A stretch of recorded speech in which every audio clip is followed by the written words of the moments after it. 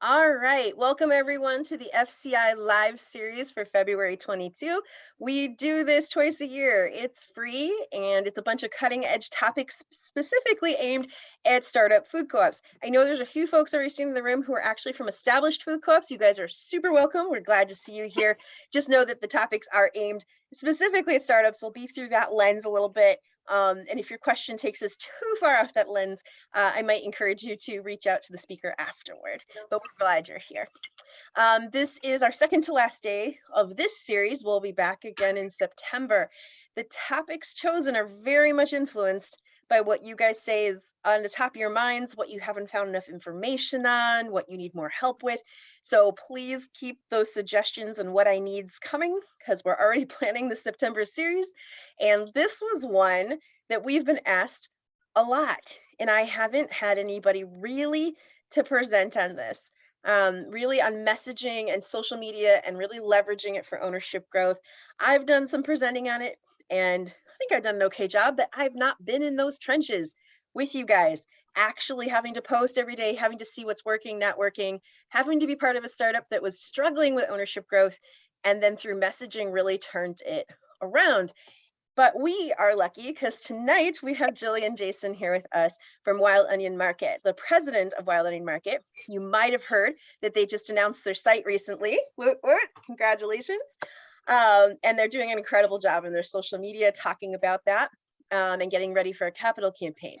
But I think, and the hidden, really exciting thing that has happened at Wild Onion is they went from being a startup that always had a good organizing team, but struggled with ownership growth in a highly populated area of Evanston and Rogers Park area of Chicago, Illinois. Plenty of people there, but always kind of struggled with ownership growth. And then something happened and something changed.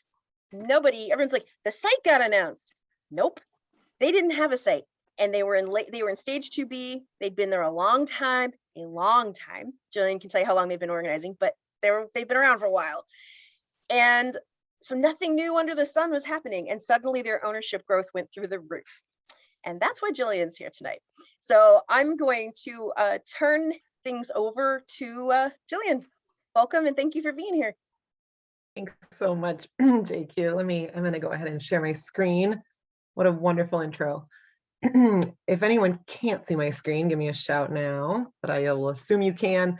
All right, this is saying what you mean. I wanted to be really intentional with that title and make sure that I say what I mean here tonight. So this is all about meaningful messages that you can craft as a cooperative and the calls to action that you'll make that are going to impact change in your community. So one of the things I like to acknowledge right off the bat is the co-op organizing process is super complex and it changes all the time. So the way that you're crafting messages changes from the day you start organizing to the day you open your store and beyond. It's incredibly complicated and there's a lot of different channels. So one of the ways that I like to kind of structure these type of presentations is just decoding some of that and giving you guys tools to think through, are we talking about a communication channel? Are we talking about a tool for communication? What are we aligning on right now? So as I go through the presentation, I'm just going to go through some basic communication stuff, a little bit higher level. I think we want to remember to mute if we're on the line. And thanks. And so before we get into all that, though, I am just going to share a little bit about my project, just so you can kind of see how I'm oriented. How do I make this go away? I am not sure that I do. What are you trying to make go away? I just want to collapse my little bar down here. Oh, you pretty much can't. It'll disappear on its own eventually if you stop interacting with it. Okay, perfect. Great, just like a cat. I have 4 of them. All right, so this is my co-op story in a nutshell. So as JQ mentioned, I'm the board president of Wild Onion Market. We're located in Chicago, right at the very, very north end of Chicago, right before you get into Evanston. So we have the added challenge of organizing a dual community, which some of you share. We just announced our site. We have 1,200 owners as of last night. We're going to be occupying a grocery store that was it's actually in a strip mall, and it's a former grocery store that had closed 3 years ago. So a lot of questions there, a lot of excitement on the cost side. It's a pretty inexpensive project, but managing the message around the way the community has received that. That's my board on the top right. We are an 8-person board right now. In the middle of board elections, we'll probably go to 9. That's our full board. And that's a picture of us voting feasibility on the site, which is a really exciting moment. We're 2 weeks away from launching a capital campaign. So we are in that space where we're working on getting owners and we're working on capital campaign messaging. So probably the most intense phase of messaging for a co-op. We went through a soft ask. We raised $125,000 from our ownership before we got a site. And a year prior to that, we had raised around $5,000 in donations just to see if we could do it. So I do like to kind of play with messaging throughout this project. I've tried different things, been experimental. I encourage you to do the same. At the end, we'll have time for kind of questions. I think this probably won't take the whole time. And I'm super excited to answer questions either about my presentation or about my co-op and kind of our experiences that we've lived. So there we go. Oh, nope. Okay, so I just wanted to talk about kind of basics around building a messaging strategy. A lot of you on the call here probably know this. If you work in marketing or sales, or you've had kind of any interaction with journalism, a messaging strategy kind of goes around asking questions, right? So number one, who's our audience? Who are we talking to? What is our message? That's a core piece of it. You have to have something to communicate in order to communicate with folks. Where are the channels? So where are we posting? Are we writing social media posts? Are we sending direct emails to our owners? Things like that. Timing is an issue. When should I post? How frequently? When should I be, getting to people? The why of it, that's kind of the meat of the message. Like, will this message drive action? We could all shout into the void about how great our co-op is, or tell people who already know, or tell people who don't care. And that's not going to drive the results that we want. And then the how is more of a question for boards and volunteer teams to answer. How are we going to operationalize our messaging? These are all great things to get into, and they're questions that I've thought about a lot in this project. Tonight, I'm really going to focus on helping everybody here distill what the message is and why it's going to drive action. Other questions I'm happy to answer in other formats, and they're not off the table for Q&A, but just in the interest of the hour we have together, we're really going to focus in on how to get to a strong message and why that message is going to drive action. So I wanted to go over just channels for messaging, so we're all on the same page. I like to create this, or I like to show this graphic where if you look on the bottom, we have kind of arrows. So you see on the left-hand side, channels of communication that have the most reach. So think of things like getting in the local press, the newspaper, having your local blogger write about your project. That's a huge reach. You also have the least amount of control over those channels. So the newspaper is going to write about what they're going to write about. And sometimes press isn't always good, right? Like, why is this project taking so long? Can be a title that we've seen. Next up is social media. So you have more control over social media. Presumably you or someone on your team is writing it. And it has a huge reach. So social media is kind of like a megaphone that you're speaking into. Right in the middle, you have your website. You should be thinking about social media, earned media. Earned media, by the way, is just another name for kind of like the news, the local news, any news. It's media that rather than you pumping out as social media, you've earned it. Just meaning that you had to get somebody who sits in that office to write about you. Your website kind of sits in the middle of all of this, and your website should really be where folks are driven from earned media and social media. So your website's amazing. It's kind of at least I think about it in the digital world as this pivot point where people come in, they get to learn about you, they get to become an owner, they get to sign up for your newsletter, maybe interact with you, ask questions, see links out to your social media. Really, a lot of things should be driving to your website. So you have control over your website.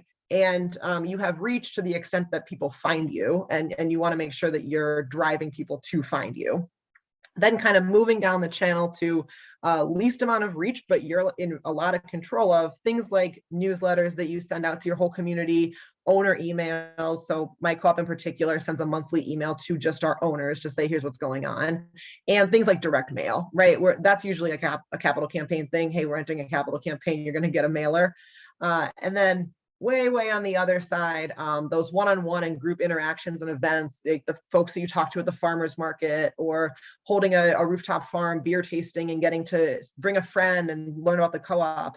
You have a lot of control in that situation. Like, you're talking about your co-op and you're getting to talk about how great it is and why everyone should be an owner. You have no reach. That is a one-to-one conversation, and it depends on somebody bringing a friend. All of these are super valuable, and across your organizing, folks will work on every single one of them. My kind of position here is that your project will be so much more amplified if all of these are working toward the same message and you're able to hit on them kind of when you need to. So you're not going to be perfect.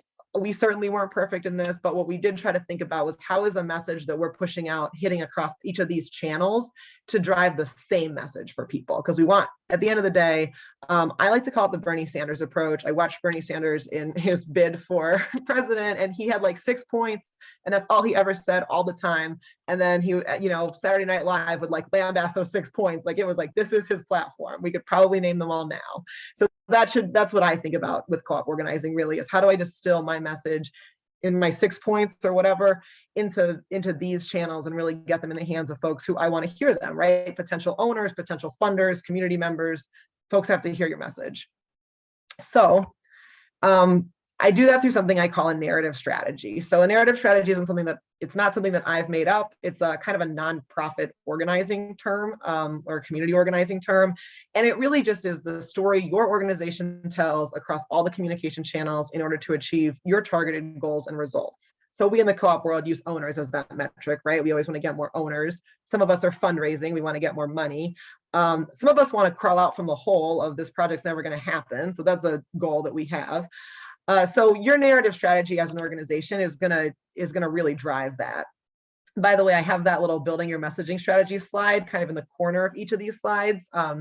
You'll just as reference, try to make my slides as meaningful as possible. So the graphic I have here on the bottom left, you can see your co-op, the way that we think about our co-op is kind of this amorphous thing in the middle. And us, as I'm assuming most folks on the call are board members like myself or volunteers who are really involved. You have an idea of what your co-op means to you. And maybe that has to do with things like building a strong local food system or being in solidarity, the solidarity economy, or community development, offering healthy food to folks, all the programs and education you'll do.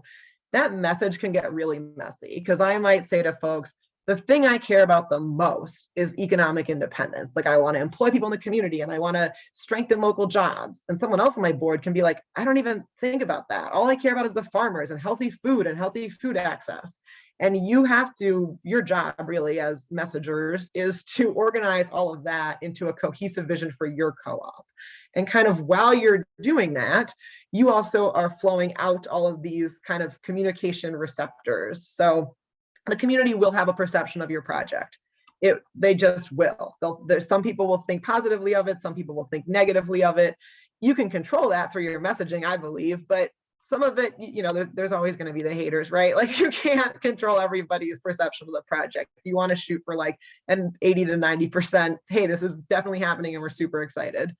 The bottom right is formal communications that you share out as a board, as an organizing team. Again, you have a lot of control over that. So, that's something that lives out in the world that you're saying, hey, this is what we're doing. We've made a social media post all about what organizing a co-op is. That's something that kind of thrives out of this circle. Then you have press. Press is always going to want something to write about. Sometimes they write about you. And then kind of the squishier thing is you have these informal communications, which is, hey, I see my friend on the street and they say, aren't you part of that co-op project? Like, is that going to happen?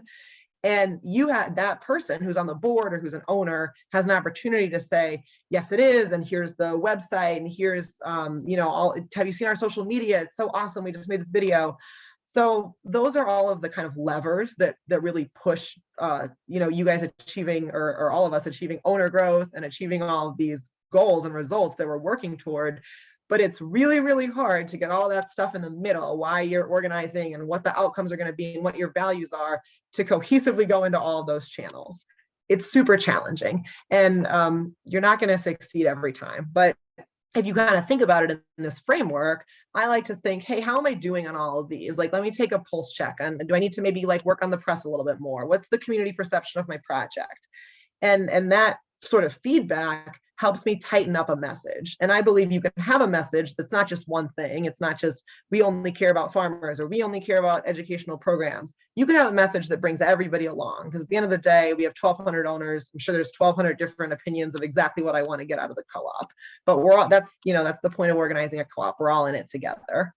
So that's kind of the way that I think about narrative strategy. If that was a lot for you, you can think about it as just like, hey, we got to tell a cohesive story to get people to do the things that we want them to do. So what are those components, right? Everybody has a story. You hear it, folks go on like Shark Tank and they're like, okay, well, I was 16 and I went to Harvard Business School and I did this and that. And that's like their story as an entrepreneur. So your co-op has a story. You started organizing because someone in a living room decided, hey, wouldn't it be really cool if we could connect our farmers with our community? Everybody has that story. And I think it's really worth telling in the co-op world. You have a future. So you're not just your past. You have, hey, this is what we're going to do. Like, we don't have a store right now, but one day we're going to have a store, and that's going to be awesome because here's what's going to be in it, and here's how it's going to impact the community. And then separate from that future, that hard future of, hey, next up is store and capital campaign, there's actually the value that you drive from that. So there's what you can offer to your community. So maybe those are tangibles, like, hey, we're in a food desert and we're going to offer a grocery store. Or maybe those are, in our case, some intangibles, like you're going to come to a store where you feel 3 words that we use a lot in our co-op are valued, empowered, and connected. We use those throughout our co-op messaging, just as words that we want people to feel when they walk in the door. So we might not use them outwardly, but we say to, internally, at least, we can offer the community a sense of feeling valued, empowered, and connected. That goes into, why we exist, why are we doing this? And then what makes us unique, which easy answer is the cooperative structure, right? Like there's not a lot of opportunities, at least in America, to be part of something like this. So that's just a unique value driver. And then finally, and really importantly, a call to action. So hopefully people hear your story, they think about what's next for you, they think about the value, and they're like, oh my gosh, what do you need me to do? Like, I want to be part of this. And that should be the easy part if we've kind of communicated all of the rest of it correctly, or at least in a way that somebody can understand and get behind. So all of that being said, those are big questions to think about, right? Like, oh my gosh, my story, it was so long ago and I wasn't part of the organizing team. Well, I was hoping to kind of show some things to help you clarify what you want to say, right? So first of all, what stage of organizing you currently in is something to think about. As I've mentioned, the messaging changes moment to moment. So if you're just trying to get people into the idea of buying into your co-op, and that's what you're trying to do right now, own that moment and say, you know what, all we really want to do is just get people into this project. Like, we're an owner, 150 or 200. We're not talking about the store. We're not talking about grant writing. Like, we just, we're never going to get there if you don't join. So we just really need you to join, and you need to trust in us, and you need to believe in us, and you need to elect a board, those kind of messages. So what you can think about too is, what do you need from your community right now, right? So kind of married to the stage of organizing that you're in, different stages need different things. So for a long time, my co-op needed more owners. We were just super stagnated. We didn't have enough owners. We were spending money faster than we were taking it in because we were so bad at getting owners and so good at spending money. So we just needed initially owners to fund our project, or at least to break even. Sometimes you need funds. So we're moving now into a different space. We're about to launch a capital campaign where we really need money, and we need you to get excited about giving us money. And if we did all this messaging stuff right, we want you to come to us and say, hey, I heard that you guys might be taking money. Like, can I give that to you? Which is happening, which is an awesome feeling. So anybody who's kind of like 2 years out from a capital campaign, start now, because you will get people to say, hey, I really want to give you money. And that nothing feels better after everybody here who's put in evenings and weekends and hasn't seen their family in years. You might just need community support. Like, you just might need, hey, I need everybody to believe in this. I really need to talk about like what a co-op is, because maybe my community isn't sure, and we're not, we don't quite understand the model. We don't understand why this is important. Maybe you just need to talk about that and really get everybody behind, like, this is something that's happening and it's real. And then sometimes I like to think about what messages am I trying to get ahead of. So like, that's that capital campaign thing. It's coming. Or maybe you got some negative press, or there's some growth stagnation, or there's just like a loudmouth on Facebook. Like, there's always the next message to kind of, hey, what, or in our case, like we signed a site. It is a really cool site because we're going to open this store super fast. It is also in a strip mall. So before we ever put out any communication about the site, we were like, we need to figure out, what are we getting ahead of here? We're getting ahead of, it's in a strip mall and people think it's ugly and they don't like the signage and there's not enough parking. So we don't want to chase our tail. We want to kind of get, what's the plan for when these things inevitably get brought up? So those are kind of different areas to think about when you're like talking in a group and kind of workshopping, like, hey, what do we want to say? Like, what do we need to say to the community right now? We might not need to say, hey, come join us. We might need to say, like, there is parking. It's just not what you expected. So every single person on this call and every different co-op has different things that you need to say to the community right now. So I would kind of urge you to think about what do I need to talk about? What's important? What am I trying to get right now from people? And by the way, I think my board struggles with this a lot. Everybody who's a co-op organizer is like a supremely nice person, and they just don't want to get things from people. Like, they don't want to ask that, but I think about it as, this project will never happen and you will never achieve this wonderful thing for your community if you don't say, like, you need to participate and give me money and give me your time. And it's not even that much of a lift. And we have scholarships and we have ways to volunteer from your house, and any way that you want to get involved, we can accommodate that. We just really want you to get involved. And sometimes we say, hey, you might not have to join, just put a magnet on your car. Isn't it great to drive around and see all these co-op magnets? Like, that's free, and we'll give you the magnet. We'll literally deliver it to your house. So I like to make things easy for people. And I like to really try to think about, it's just a note on, don't be afraid to ask. If you don't ask, you'll never get it. Okay, so then you're like, okay, this is great. I get it. We're so esoteric here. I feel like I'm in class. What are some tools for building that narrative strategy? So number one, everybody's in a different place with mission, vision, and core values. Our co-op personally went through 4 versions. Our founder's on our board, and I think she opted out of the last one. She was like, I can't do this. Because the project will change as people, they like a common moniker in the co-op world. They'll say the people who start the co-op aren't the people who open the co-op. Not because that's, a bad thing, just because people's lives change and they move on and the project changes. And maybe the original idea for our store was a specialty grocery store that had like all international products and was this food hub. And we're going to open like a very humble store that offers very, moderately priced food to our community. And we're going to have access to farmers. It's not what the original vision was. So that vision changed along with our co-op and our organizing, and that's fine. That's actually great, but you as a board should be revisiting that. And there's scores of kind of FCI videos and resources on that. We did a facilitated session a couple of times with it. It was super helpful to get a communication strategist to come and help us work through our mission, vision, and core values and get to a final place. We were like Indiana Jones, like sliding under the wire with that. Like when he grabs the knife or whatever. we had to like get going with, I can't even remember what it was, but it was like, we're publishing the website tomorrow. And the day before we like met and we were like, is everybody okay with the mission, vision, and core values? But everybody made time for that because it's so important. It's what everything else flows through. And it's super critical that everybody is like, okay, we have a mission. And by the way, we did spend a lot of time thinking about what these things even mean. Our board loves to kind of think and talk. And what we came up with was, our mission is what we're trying to do. We're trying to open a grocery store that will fulfill this need. Our vision is this big overarching, we'll never get there, kind of pie in the sky. We envision a healthy and just and fair food system for every person, and we want everyone to have access to that. We'll never achieve that perfect vision, but that's our vision. That's why we're doing this. And then our core values are bullets. We're going to treat farmers fairly. We're going to treat employees fairly. We're going to show up for the community. Those kind of things. Flowing from mission, vision, core values, one activity that we did, I had lived in startup world for a long time, and we did an elevator pitch session where, for those of you who don't know, an elevator pitch is like if you're riding an elevator with someone super important and they're like, hey, tell me about your project. I have $1 million in my pocket. Like, you have an elevator ride to tell them why they should invest. So we worked, in small groups and kind of went through as a board and some core volunteers. For me, it was an uncomfortable process of like, oh my gosh, how do I explain this succinctly and really talk about what I care about and get everything out? And then our end goal in that was to write something down that was like, hey, this is a couple of sentences that any person in our board, our volunteers, anybody who is out in the world talking about the co-op could say, this is what's going on right now. This is why they exist. This is what they want from you.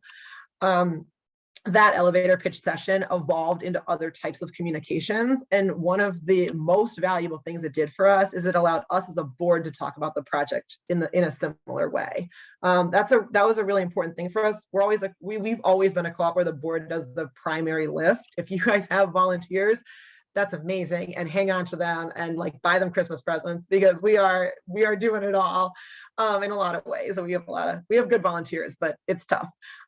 So we had to get on the same page with how we talk about our projects. And I've thought about this a lot in terms of, if you're on a board and you're like, I don't know, these meetings are so hard and it's so tedious and we don't know what we're doing. We don't know what we're doing. That's a tough message. Then go away from that meeting and go out in the world with, if anybody's here leading a board or leading a team of volunteers, you need to kind of, I'll just kind of call out, you need to look inside yourself and say, hey, I need to be the voice of positivity and the voice of like, this project's happening and here's what we're going to do. And we have a plan and we're together, because every single one of you is like, as much as you don't feel together, you made it to the call tonight, you're organizing a co-op, folks elected you to do that. And you just have to, you have a little bit of faith there and have kind of a common message, like just like the way that your board would speak with one voice when you take a vote and you say, we're going to take this site, you need to speak with one voice when you say, this is a core value that we really believe in, and that's what we're going to do. That was kind of a side effect of the elevator pitch, but if your board hasn't had a workshop on kind of what our internal messaging is, I would highly suggest it. And if you're leading a board and you haven't thought about what's my role in messaging this to my board and my project, definitely think about that too. So style guides are another hard tool. We made a visual style guide, and you can make a language style guide. This is really a kind of something borrowed from the advertising world. And the whole idea is that somebody could come in and say, who's never written, who's never, made content for your cause or your company or whatever before, and they would have an idea of what is acceptable and not acceptable to use either in language or visually. And this can be like, things like, hey, we have a warm, friendly tone and we talk to people and we bring people along in our messaging. Or it can be things like, we always capitalize the word owners because owners are important, and we always capitalize the word board. That's something from our, our personal style guide. Visually, we have a color palette. These are acceptable colors to use. Here's our logos. As far as tools go, like having a shared folder where you keep all this stuff and everybody has access is like great. Definitely try to do that. Press releases, write them. They're hard to write. They're not the most fun thing in the world, but they are something where when you have news about your co-op and you have kind of a templatized way to say that, and you can just throw it out to all the local press, you might get picked up. And then you get like a lot of owners when you get picked up in the local press. So anytime anything happens, you're thinking of, you launched charitable donations this month, write a press release about it. One thing about press releases is I include 2 quotes in them usually, and I just make those quotes up. My board members are always totally cool with it, and you're in control of what that quote says. You can check with the person and say, hey, Mary, you're the founder, and this is what I think that you would say about this. And almost always she's like, that sounds great. And then she's quoted in the local press. It's an operational shortcut. If you're not comfortable, obviously ask somebody before you use their name, but it is something that if you kind of have canned quotes, it's really helpful. Define roles and leads. So now we're really strong. We're on a great path with our communication. Everybody gets it. We have folks who never wrote social media in their life writing social media. Before we did that, we really needed to lock down, okay, this is the kind of the chain of command for checking posts or editing things and making sure that we're having one consistent voice. And that isn't because we don't trust people, but we just say, hey, our communications lead, that's the person who's really gonna look at all of these and make sure that they work. Honestly, as board president for a long time, this was me. And I finally kind of like, I was able to give some of that communication. But if you have someone on your team who's really strong, let them run with it. I mean, if it's your treasurer, if it's a board member, if you have a volunteer that is super strong with this, I ended up finding a rock star volunteer who we worked super closely together. She took my voice, she took our style guides. It like hit the next level because she was posting 3 times a day. She was responding to people, something that I could never do in my role. But once she learned our language and we talked about the messaging and we had gotten through, she became a defined leader for social media. Also paid roles. It's just on here because it is a tool in your arsenal. If you really, really don't have the creative or operational capacity, and you have the money, you can always pay people to do this work. And then just practice. Like, don't be hard on yourselves. It took us years and years to get the tight message. It took me a long time. I've been with the project for 4 years. Our project's been organizing for 8 years. And you hit some rocky parts. I had interviews with the press that are so cringeworthy. I look back, I'm like, what were you talking about? So just don't be afraid to practice and kind of put yourself out there and keep trying. For I think almost all of us here, this is not the thing that you do to feed your family. So it is a great, opportunity to kind of practice and learn new skills and try things out. And I thought that was kind of a cool opportunity. So this is really the secret sauce. How do you make the message come to life? This is the why. I firmly believe that people will take action, whether they're becoming an owner or they're donating to a cause, or even if it's like, I'm going to shop at a different store today because of how I feel.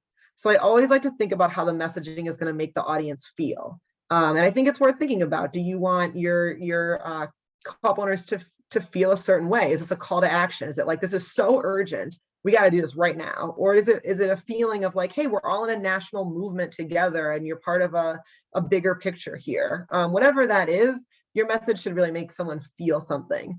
Like I mentioned, when we were thinking about, so our co-op also went through a really fun process of changing our name, which I don't know even if I recommend it, but it was interesting. And when we went through that process, as part of it was where we came up with those 3 words, and we went through an exercise of how do we want people to feel when they walk through the store. And that was really where we came up with valued, empowered, and connected as those 3 words. Your 3 words could be different. They could be 3 sentences. But I think that it was very valuable to think about, we're giving this store, this project, a new name. How do we want people to feel about it? And from there flowed a lot of impactful messaging around how we want, how do people feel during the pandemic, or how do people feel being so isolated? That's kind of the next thing, I guess, capitalizing on what's happening out in the world. So during the pandemic, I mentioned we write a direct mailing to owners every month. That I do that, and I was able to say to people, I know that you feel really isolated right now. Like I do too. I know that you're feeling this way or that way, or I think you might be feeling this way or that way. And here's how the co-op can drive some of those, changes that you want to see in your life, right? And I think some people can feel a little icky about that, but in reality, if we had a co-op in this community the whole time there was a pandemic, I might have actually had a better time. So I think that it's quite meaningful for people to be able, for you to connect the dots for them. Like, hey, I know you're feeling really isolated. You're at home, you're getting like grocery delivery from Whole Foods. If we had a co-op in the community, and if you were able to support that and walk in the store and feel valued by other people, that's going to mean something to you. And they're like, you know what, I'm going to join. And then your website, as I mentioned, all the traffic to the website, your website better be on that communication. They have to find a way to join. Kind of the same thing as above, but fitting your message into a broader social narrative. So one thing in our community is that people are really upset about what they like to call corporate America.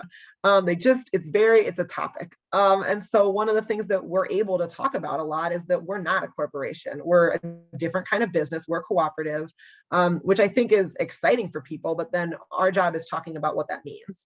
And when we find out what it means, there's definitely feelings there. That feels good. That feels like, you're not trying to take something from me. I'm, giving you my money and I'm getting so much more. So there, in our little social microcosm, there's a broader narrative of, we don't want corporations, we don't want corporate grocery stores.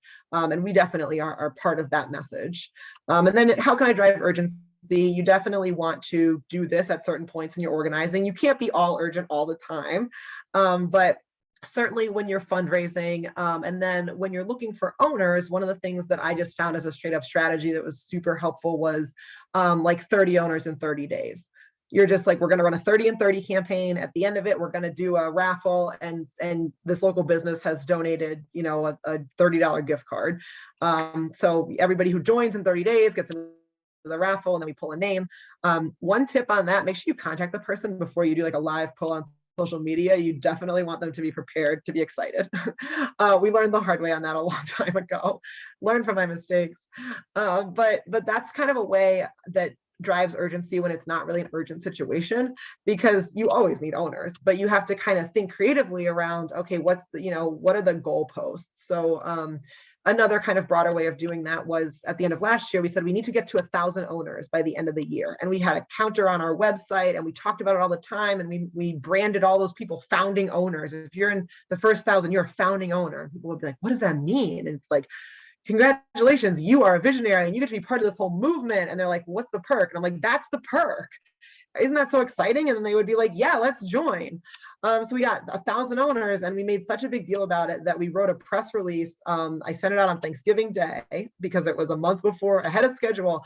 Hey, we hit 1,000 owners ahead of schedule. And the local media picked it up because they were like, oh my gosh, they've made a huge deal about this and they've done it. And it was completely manufactured urgency. Like there was no, I didn't need owners for the money.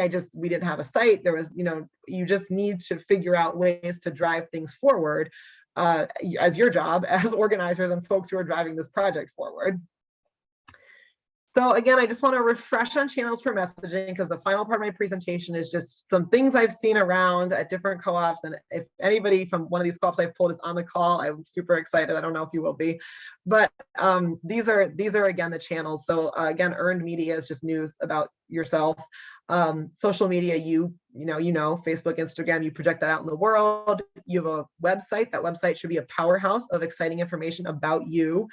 And then newsletters, owner emails, direct mail, you beaming yourselves right into the phones and the laptops of your owners or your community members. And then of course, one-on-one group interactions. So this is something that I saw and I just wanted to kind of talk about why some of these things work really well. So here's a piece of earned media that Assabet out in Maynard, Mass got. This is their site announcement in their local paper. So there's kind of like a, hey, we're getting ready for a 2022 opening. The little piece on the left, I love because this talks about the new general manager and it's a quote from their communications person who's talking about how great this general manager is. Like it's totally instilling confidence and like, this is going to happen. He's like, oh, he's been really great. He's done so much pre-planning. He has this background as a construction project manager. Like he can do it all. He's going to be awesome. And I'm sure if I was reading this and I was still on the fence in this community, I'd be like, well, they hired this general manager and he's going to be amazing. That quote was probably intentionally put together to do that. And so when you are talking to press, make sure you're intentional about what do I want the press to then say about me. Kind of same thing with the quote on the bottom right. There's I forget who in the co-op said this, but they pulled it as a poll quote. And they said, we don't just employ people in the store, we support the employment of hundreds of people across the region. So I think about an impact that can bring to a community. Like that's a killer quote. And I think probably what happened is somebody at Assabet gave that to the press and then it gets beamed out everywhere. So you just have to kind of think about those things. Anybody who's worked in PR, or if you have somebody who wants to work in PR on your team, definitely like you need a PR person or at least somebody who wants to try. The other thing with photos is usually they use the photos you give them. So if you want your co-op to look like everybody's having fun, there's families and there's diversity, and then you have people who are really active and they're hitting on that outdoorsy vibe, or people drinking beer because you're going to have beer on tap. They'll use those photos. So just be prepared of what the consequences of certain photos are, but also if you want photos to get out into the world, like we always try to have photos from people who are kind of in our city community in Rogers Park, like me, or people who are in our Evanstonian community. And so people can see, hey, I know that person and they're in my community in the pictures that we give the press. We're really intentional about that. So some good examples of social media. I saw this on Oshkosh's page today. It was kind of one of those scroll throughs. So it was just, hey, Oshkosh is opening. They have a store, and they're like, hey, just a reminder, like, what's a co-op and why do they exist? And this is an educational post, and they're bulleting what they want to say in their comments. Their comments on the right hand side of their post. Oh, I hope you guys can hear me. I just got the internet unstable. But they're doing a really good job with this post because they're in really concise, short sentences describing what a co-op is. The co-op is a business that operates for the benefits of its members. The bottom one says you don't have to be a member to shop, but membership has its perks. And then the final one was like, we hope you feel good about sharing. We hope you feel good. Like they're telling you to feel good about sharing in the bounty of a business that will be locally owned forever. Forever is such an emotional word. A business with integrity that supports local community at the same time. And gets cut off, but you can see that there's a lot of feeling in that post. You get to the final scroll and you're like, well, I want to feel good about something that'll be local forever. Like I want to join that. That's a really emotionally successful post. They really hit on those feelings. Some other social media I really liked, Food Shed, kind of our neighbors. The picture on the right is just like to talk about how much I don't really talk about frequency a lot, but you have to post and talk to people so much. And this was during their capital campaign that ended October 15th, as you can see on these posts. This was their Instagram feed for like a week. And it's just the tiles of every single time they posted the exact same thing, which I love. Like, and I follow them and I don't even know if I saw this post, which is a testament to like the busyness and the algorithms, and you just miss stuff. So they just were, they flooded it. And then one of the things they did really well were these testimonials. I loved this. It was like these owners were talking directly to me about why they wanted to invest. It really hit on that emotionality. The way that they obviously have kind of a style guide around these templates is really beautiful, cohesive.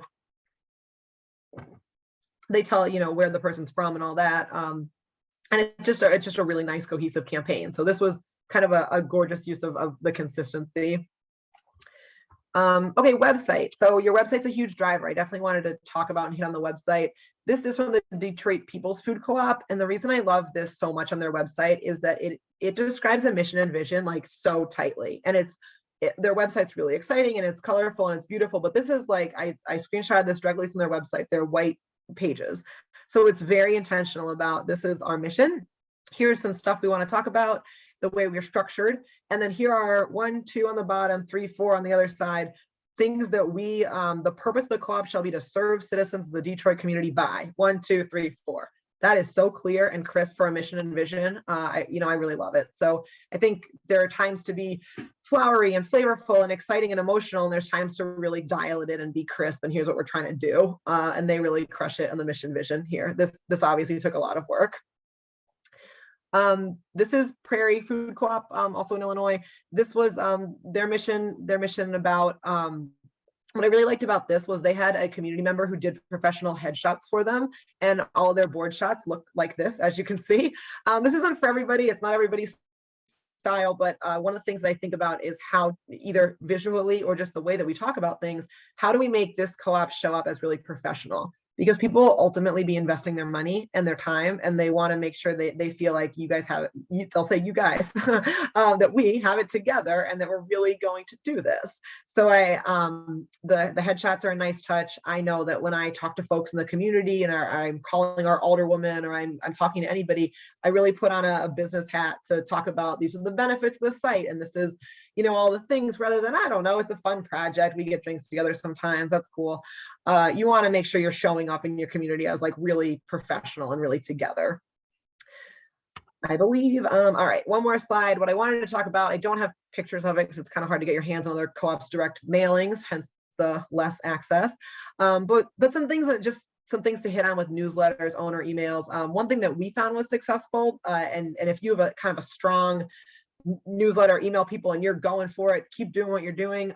We did not, so we send a newsletter out monthly. It's pretty formulaic. It goes out to any single person who's ever given us their email, and it's not an overly interesting newsletter, I will say that, but it gets the point across. And more importantly, we have a volunteer who fully takes it on, and that person owns that newsletter. And I spend 0% of my time saying, you know, I really think you should like change the font over here, because we're launching a site and running a capital campaign, and that newsletter is going out, and it's every time it goes out we get 3 owners, so she's doing something right. So there's always a time to let go. And if you have somebody who's amplifying a vision across your community, now one of the feedback loops we have is she'll send content ahead of time or call for content. She'll say, hey, you know, Kristen, who works on the site committee, what do you want to say about the site? And Kristen can write a little paragraph. So if you're nervous about what that person is putting out there, you can always kind of do it as a group effort. The other thing that I personally find so successful just for unifying my co-op community, that everybody who's an owner around the same message, is sending them that email. So the first Tuesday of the month in their inbox comes a letter from me just about what's going on in the co-op. And that really works for our project because it's a direct line to, hey, I'm talking to you about what we're doing. And sometimes, you know, we've gotten really personal here, you know, we're struggling on the board, or we have this or that. Either way, I want to bring people along. I want to show transparency. There's a limit to everything, but to the extent that you can, you know, share with the owners, they will feel so much a part of this project. People who I have never talked to will email me and say, I've been reading your emails for 3 years, and when I saw that your mom had gotten sick, I just had to reach out. and you're like, oh my gosh, people do read this, and they think about it, and they it really matters to people. That might be like the only interesting or fun email they get that whole day. So I think about the emails I get at work. Like, I would love to open up an email from the board president and hear kind of what's going on, and all the exciting things, and it's keeping it upbeat but exciting, and making sure there's a call to action when needed. I'm always kind of happy to share more on that. I'm really passionately about the way that we talk to owners. And then as far as one-on-one group interactions and events, this is something that co-ops are typically like really good at. It's funny, I'm not actually someone who's that good at this, but some things that have helped me as someone who's not is having an elevator pitch in my back pocket, watching other people, going to the volunteer sessions. I've gone to all the caller trainings for Capital Campaign. I don't know if I'll ever pick up the phone, but I do feel like now I kind of know how we're all talking about this. I'm part of the cohesive language. I'm a little bit more, training wheels are on for sure, but I feel proficient in that. So that's all to say, hey, if it's not your jam, there's always somebody you can kind of ride along with and help you figure it out. So that's obviously the cooperative model. And that's something I believe in super strongly. And even you don't have to be an expert at all of this to have a successful project, obviously. So that's what I have for you today. We'll do some questions. We have a little bit of time. This is my information. I'm going to send the slides to JQ after this, so hopefully everybody will get a copy of the slide deck. But feel free to email, call me. I do consultation in this space for co-op boards and startup projects, and I'm also a freelance writer. If you're like, I just can't even produce this stuff. So there we are, and I'll stop sharing to take questions, I think. Excellent. Well, there's already a bunch in the chat, and I have a funny feeling we definitely got some questions. So let's start at the top here. Can you talk a bit more about using a communication strategist, please? Like, what did you engage them to do? Oh, right. Yeah. So we were very fortunate. Someone who was on our board is married to somebody who is I think he's the director of communications for Rotary International. So he had a little bit of that like nonprofit, and he volunteered his time from his professional world to kind of help us build a framework for, okay, you guys want to rename your store and you want to think about how people feel in it. He just had some workshop ideas, like really tactical ideas. So half of you are going to go in this room and kind of talk through those things, and half of you are going to go in this room. It was a wonderful experience. He definitely, not only from his professional world, but even just somebody who's outside of the board, had a lot to offer us, because he, it wasn't like, oh, you always say that, of course you want to talk about this. He totally neutral and was able to just hear everybody and really kind of think about it like a professional facilitator. He kind of facilitated the conversation, and that was useful for us. Awesome. Definitely some requests to see any of the press releases or stuff you guys did around your push to 1,000 owners. Definitely got that in there. Let's see what other question there. A lot of like, this is awesome. Questions, guys. This is the time. Throw them in the chat. I can think of a million, and I'll get started if you don't, but this is your opportunity to throw some questions in the chat. Here and there. I think one of the most common questions we get, Jillian, from startups is, this is all great, Jillian's natural at this, but we don't have anyone on our board who's a natural at this. And I liked how you said, like, just give it a try. How would you suggest somebody begin to try to navigate this? Sure, yeah. So I would say, first and foremost, do research. Look at what other co-ops are doing and see what you like and what you don't like. And just cast a wide net, social media, websites, kind of see what's working. Everybody's always happy to kind of borrow and steal from each other. So there's a lot of that going on anyway. And then as you look at that, you'll develop your own language for how you think. And we don't live in a quiet world anymore. I like to give myself time. I personally go for walks, and I just think about, how do I want to talk about the co-op? Like, what's important to me about the co-op too? I'm not going to hit on every single thing. I'm really excited about the economic opportunities in my community. I'm less excited about some of the educational programming stuff, just personally. And so those are really important for me to kind of spend time thinking through, like, what do I really care about and why am I in this project? So I think those are good places to start. And if you work on it together as a board, you'll kind of figure out who likes this and who's good at that and who has enthusiasm. If you have a board of more than 5 people, I guarantee there'll be someone who's at least enthusiastic about trying it. I've always wanted to write social media posts. I'll give it a shot. There's a couple questions. I'm gonna jump to Carol's and I'll go back to Paige's. you put a lot of focus on local business owners. Carol's the person who's social media lead, I believe, and so is paying a lot of attention. Was that purposeful? Do you do special outreach to local business owners? And, kind of how did you decide to do that? And are you targeting them? Sure. Yeah. So when I found the woman who was really into doing social media, she was somebody who was like, I'm proficient at it and I have like 30 hours a week to give the co-op. What do you want me to do? And I was like, you need to write social media. And, or not at that point, I was still writing it. So I said, I'll write all the messaging. I'll bring you along for the messaging. I'll train you how to do it. And I just said to her, what are you interested in? And she's like, well, I live in Evanston and I love the local business scene. I love them. I really want them to be part of the co-op. And I said, great. Let's create a plan where we can get them on social media. So she was excited about going into the businesses, interviewing them about their business, taking their picture, giving them swag, getting a testimonial. And then that was easier for her on social media than just kind of a straight up call to action, writing it out of the ether. She was really excited about the connection. And then she would write back to them to say, hey, did you see your post today? And for her, it fulfilled what she wanted, which was, as somebody who was figuring out how to spend her non-working days during a pandemic, just frankly, going to those local businesses really touched on that social piece and helped her make friends and helped her make connections that she was looking to make anyway.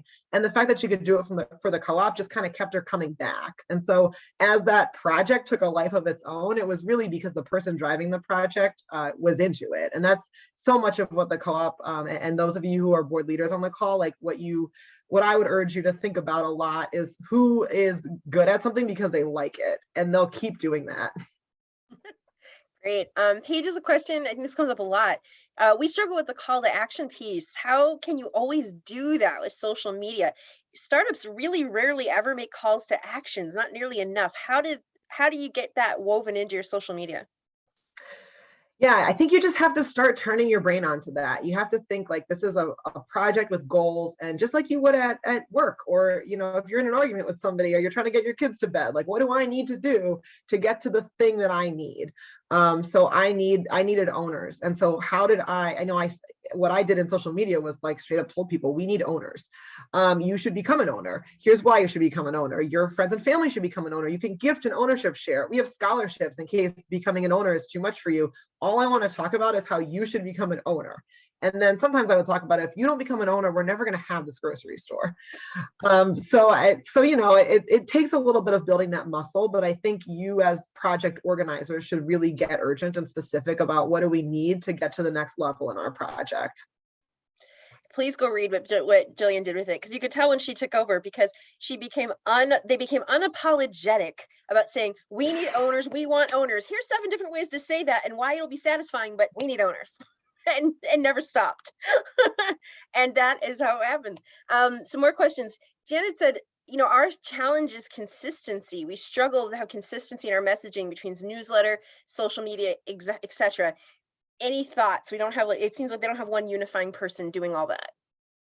Yeah, sure. So in some ways, someone on the board can step in as a unifying voice. If you have a strong voice who's good at talking about the project and kind of thinking strategically, sometimes it's a board president, sometimes it's a communications chair, or sometimes it's a paid staff member in Asabet's case. Somebody who can really just say, this is the message this month. And maybe you talk about it at board meetings. This is what we're all talking about this month. This is what we care about right now. That's a strong messaging consistency. I would also suggest, if you make a style guide, a visual style guide, a language style guide, those things go a long way to smooth over the bumps.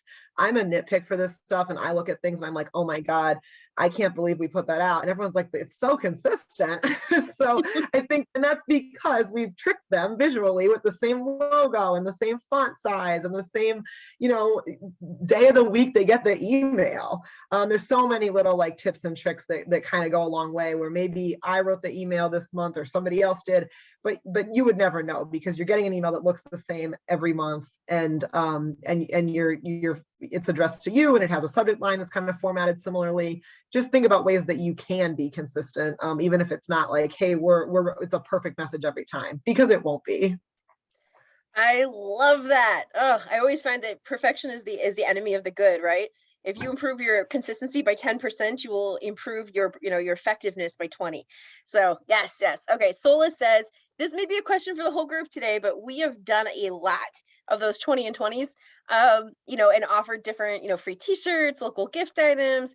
it looks like what we're hearing is we need to spice this up. What could we do differently? If you've been doing these 20s and 20s for years, how could you make the incentive more interesting? Any ideas? Yeah, I mean, if something's not working, my kind of hard self would say pivot away from it. Like, get the resources out of there. You don't need to keep beating your head against the wall. Think about, hey, maybe we want to do a founding owner campaign and really make it feel special for people who get in under a certain amount. When we picked 1,000 owners as founding owners, we were only at like, oh gosh, 500. And we thought, man, if we could get to 1,000 and we'll make those people founding owners. And the one thing we can promise them is their name is going to be on the wall in the store. And we agreed on that as a board. That's a decision that we had to say, hey, okay, we're going to be okay with that. But we didn't promise them anything else. We drove a lot of excitement then around the founding owner campaign. We had guest writers who said, this is why I'm a founding owner. We started calling them local visionaries in the paper. And I would talk to people like, these are the drivers of the community. And these are the people who are really going to be like remembered here. And people who became founding owners, I would say, like, I hope you're, pleased with yourself, because you're going to be somebody who really goes down in the history of this community. And really made a big deal about that. So the way that you can kind of creatively drive campaigns, if people are sick of hearing 30 and 30 from you, just stop saying it, change course. I give you permission to do that, I guess. They do still work, I know, but somebody's got to mix it up.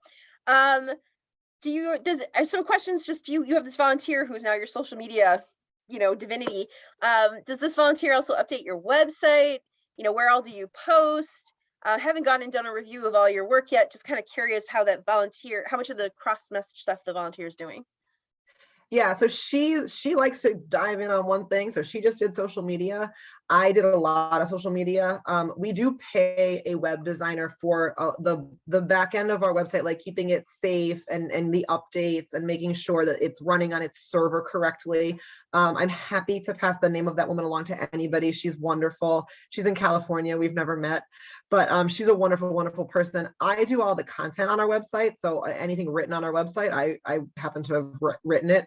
And then it's an easy enough format that she's given me access to that.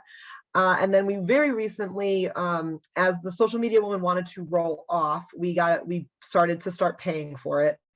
So now we pay somebody 10 hours a week, and we've developed a lot of workflows. Our communications chair is like an operational powerhouse. So she was like, listen, I'm not creative. I don't want to write anything. Jillian can do whatever. I want to create workflows and templates and get this stuff out and have, this is exactly what you're supposed to post and when you're supposed to post it.